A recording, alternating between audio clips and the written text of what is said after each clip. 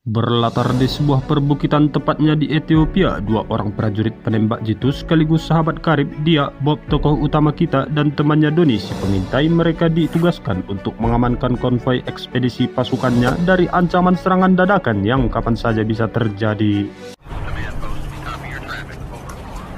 Dan benar saja tidak berapa lama satu unit mobil musuh lengkap dengan senjata mesin terlihat datang dari arah berlawanan. Bob yang dipandu Doni si pengintai yang sudah memperkirakan arah angin dan jarak tembak memberitahu Bob saatnya untuk menembak.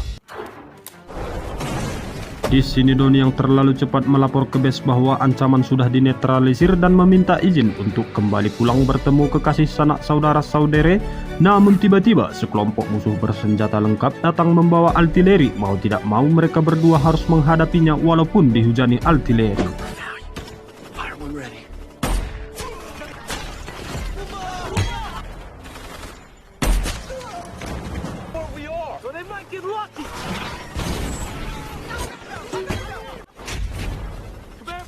Di tengah-tengah gempuran artileri, Bob dan Doni tidak menyangka bahwa sebelumnya informasi yang diberikan musuh tidak mempunyai dukungan dari udara, namun nyatanya helikopter datang menembaki mereka. Doni pun segera melaporkan situasi mereka, tapi tidak disangka petinggi di base tidak menggubris dan mematikan komunikasi alias membiarkan mereka begitu saja.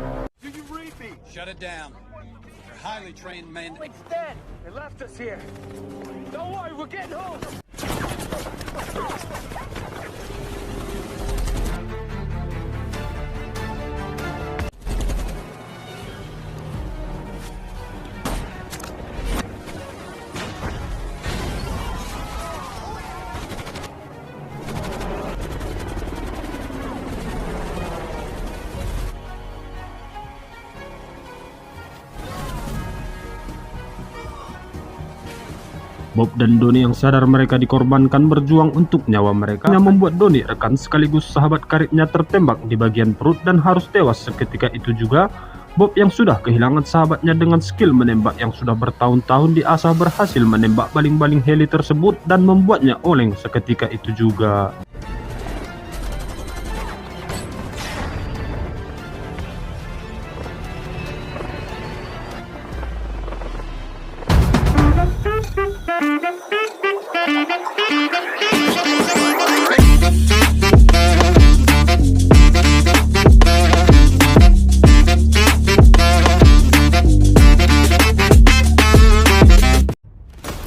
Hai guys, bagaimana kabarnya? Kembali lagi bersama saya Danpo. Di sini saya akan mereview sebuah film shooter tahun 2007. Film ini menceritakan seorang anggota tentara sniper jitu yang ingin dibungkam atasannya sendiri. Daripada lama-lama karena saya juga boring nunggu lama-lama, ini dia filmnya. 36 bulan alias 3 tahun berlalu, Bob yang sudah mengundurkan diri dari kesatuan hidup nyaman di wilayah pegunungan dengan ditemani seekor anjingnya. Tidak berapa lama Bob didatangi Kolonel Isaac Johnson dan menawarinya sebuah misi untuk mencegah rencana pembunuhan terhadap Presiden Amerika Serikat dari luar maupun dari dalam. Di sini Bob yang masih ingat dia dulu dikhianati sempat berpikir untuk menolak tawaran tersebut, namun jiwa patriot yang dimiliki Bob setia membela negara hingga titik darah penghabisan akhirnya memutuskan untuk menerima misi tersebut.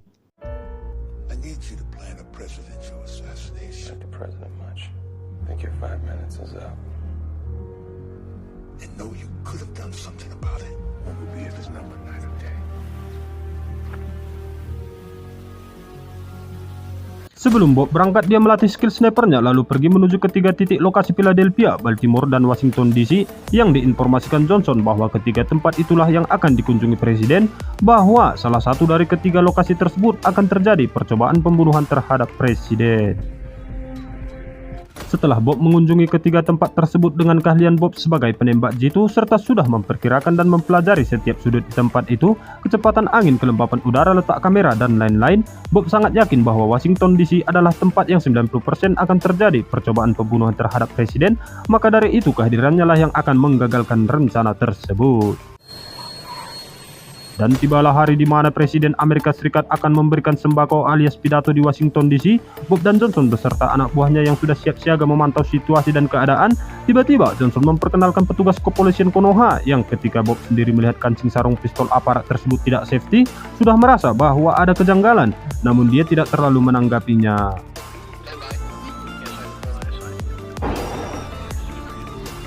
Dan benar saja ketika Bob sudah memperkirakan suhu udara, ketinggian dan kecepatan angin, itulah saat yang tepat penembakan akan terjadi, lalu menyuruh mereka untuk segera menemukan pelakunya. Tiba-tiba suara tembakan terdengar, yang tertembak ternyata bukanlah presiden, melainkan uskup agung yang sebelumnya juga ada di situ. Bob yang tidak sadar ternyata dia sudah dijebak oleh Johnson dan difitnah telah membunuh presiden sebagai dalangnya. Dan ketika Bob menoleh ke belakang, tiba-tiba dia ditembak oleh polisi korup tersebut tepat di dadanya. Bob akhirnya memutuskan berlari menerobos keluar jendela untuk melarikan diri.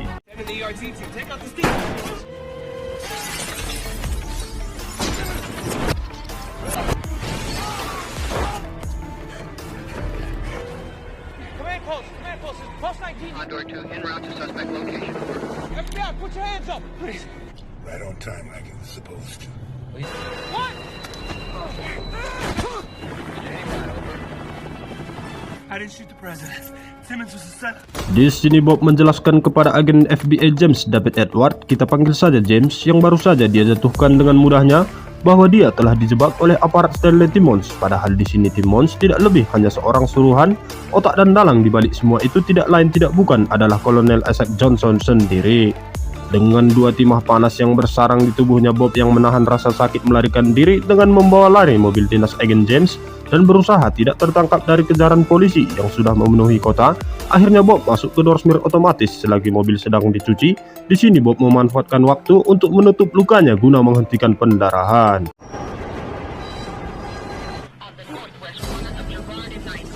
Namun beberapa saat kemudian Bob yang sudah terkepung dan tidak mempunyai jalan lain, hanya lautlah jalan satu-satunya, akhirnya memutuskan menceburkan mobil beserta dirinya, dan aksi nekat tersebutlah yang akhirnya membuat dirinya lolos dari kejaran polisi dengan nebeng di kapal tongkang yang pada saat itu sedang lewat.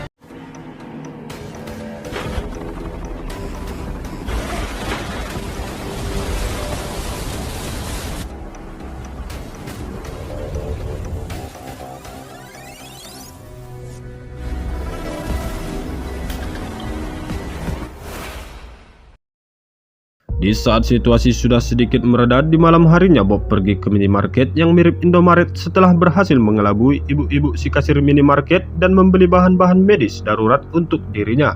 Lalu pergi ke rumah Sarah mantannya si Donis, sebab saat ini hanya rumah Sarah lah yang bisa dia tuju karena pasalnya wajah Bob sudah terdaftar di DPO dan sudah viral di mana-mana. Please, all I need is some marinade needles, some salt, some sugar, a couple bottles of water.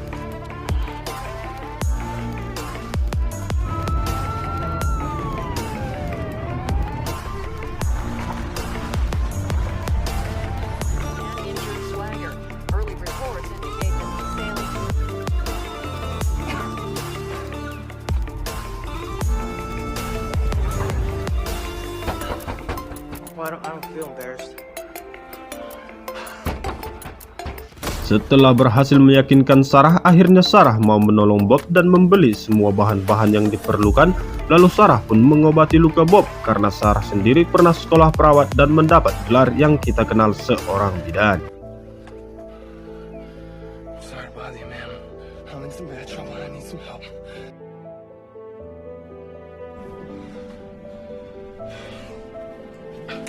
Look, Haji Vital, please.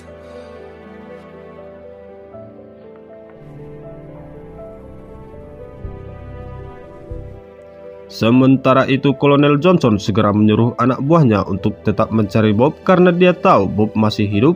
Lalu kita ke agen James yang sadar gerak-geriknya sedang diawasi oleh orang-orang Johnson saat dia sedang menyelidiki kasus tentang Bob dan mendapati terlalu banyak konspirasi dan kejanggalan. Help you?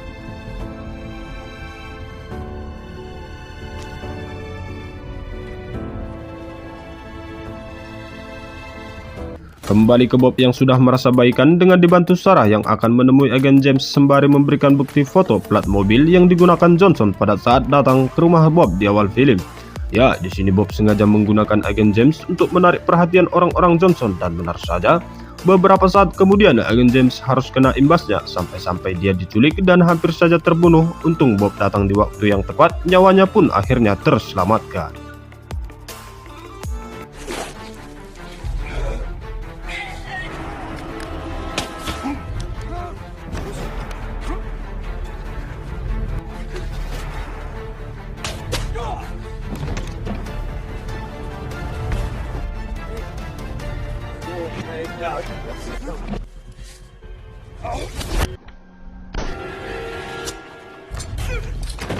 Setelah berhasil menyelamatkan agen James, di sini agen James bekerja sama dengan Bob untuk mencari petunjuk dan bukti bahwa Bob memang bukan pelakunya, karena dari awal agen James tidak percaya kalau Bob yang menembak uskup agung tersebut. Mereka berdua pergi ke kediaman seorang kakek yang mengetahui informasi kejahatan Johnson. Dia, Grant Vaughan, adalah seorang penampa pistol terhebat dan terkenal di daerahnya. Di sini Grant Vaughan bercerita kalau ternyata 3 tahun yang lalu Johnson telah melakukan pembantaian terhadap 400 jiwa, diantaranya laki-laki, wanita, dan termasuk anak-anak, di bawah stasiun pompa minyak 10 km dari perbatasan Eritrea. Nah, yang menariknya nih guys, ternyata pasukan di awal film yang dikawal Bob dan mendiang Donnie adalah pasukan yang melakukan pembantaian yang ditugaskan langsung oleh Kolonel Isaac Johnson sendiri.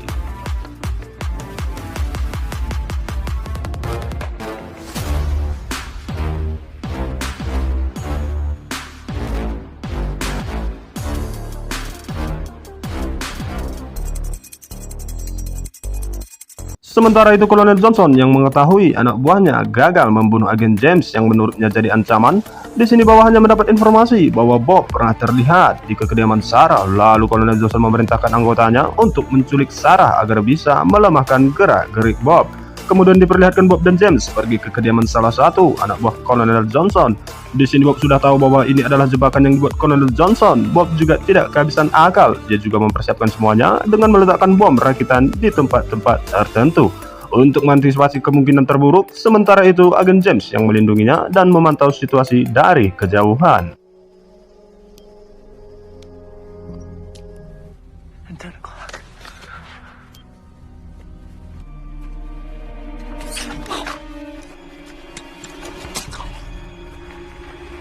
Setelah Bob berhasil menghabisi penjaga mansion tersebut, tinggal seorang saja, si Pincang. Ternyata si Pincang bernasib sama seperti Bob, bisa dikatakan habis manis sepah dibuang. Si Pincang juga membenarkan peristiwa pembantaian yang dilakukan Kolonel Isaac Johnson, dan akhirnya dia memutuskan untuk bunuh diri dengan menembak kepalanya sendiri. Beberapa waktu kemudian, insting Bob sebagai mantan tentara memang tidak diragukan lagi, karena walaupun dia sudah terkepung, dia bisa menghabisi puluhan tentara suruhan kolonel tersebut satu persatu tanpa terluka sedikit pun. 20 yards and closing. 2, 1.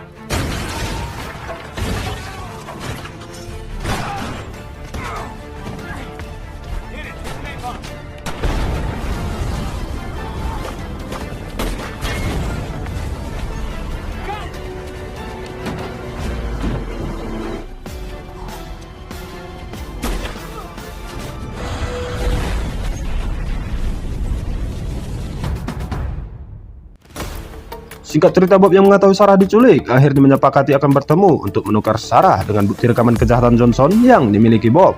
Tibalah saatnya mereka akan melakukan pertukaran dengan agen James sendiri yang menemui mereka. Sementara itu Bob dengan keahlian penembak jitu top Marco Chopnya melindunginya dari anak buah Johnson yang sedang sembunyi. Dan benar saja, baru beberapa langkah agen James sudah tertembak. Untung agen James memakai pelat besi sebagai armornya, sehingga nyawanya pun tidak modar.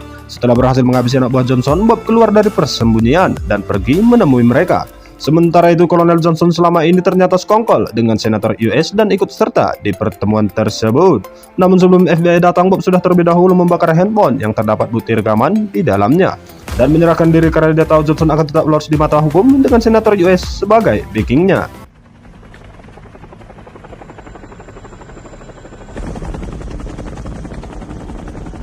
Beberapa waktu kemudian sidang tertutup akhirnya dilaksanakan dengan Bob yang menggunakan seragam tahanan. Di sini Bob menunjukkan bukti sniper cetak miliknya bahwa sebelum digunakan dia menyetel snipernya agar tidak bisa ditembakkan. Walaupun dikokang berkali-kali dan berisi peluru, tetap saja tidak bisa digunakan. Terbukti setelah Bob menembakkannya ke arah Kolonel Johnson dan tidak ada yang terjadi. dan hanya Bob lah seorang yang bisa menyetel ke semula. Singkat cerita, putusan sidang memutuskan Bob tidak bersalah, sementara itu Johnson tetap tidak bisa bersalah karena kekuasaannya sebagai kolonel dan backingan senator US terhadapnya. Merasa sudah menang dengan slogan sombongnya terhadap Bob, Kolonel Johnson berjalan santai keluar meninggalkan ruangan tersebut. I win. You lose. Bubbly Swagger, you're free to go. Di malam harinya, Kolonel Johnson yang merayakan kemenangannya terhadap Bob tertawa ria dan minum bersama senator tersebut. Tanpa mereka sadari bahwa itu adalah malam terakhir mereka bisa tertawa karena Bob yang geram diam-diam datang dari kegelapan untuk menyudahi kekejaman dan kesombongan mereka. Apalagi Bob yang tidak terima sudah kehilangan asuh kesayangannya yang tidak tahu apa-apa harus ikut menjadi korban kekejaman Kolonel Isaac Johnson. Question you. Swagger.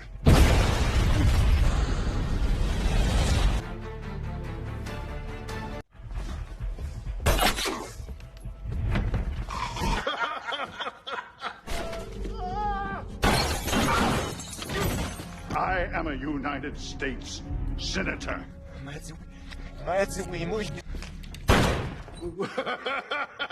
Exactly.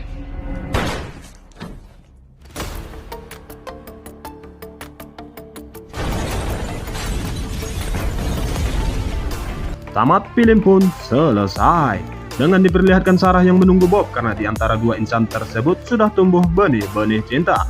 Bagaimana guys, film yang bagus bukan? Tapi lebih bagus lagi, kalian yang belum nonton langsung nonton saja full filmnya, dijamin lebih dapat feel-nya.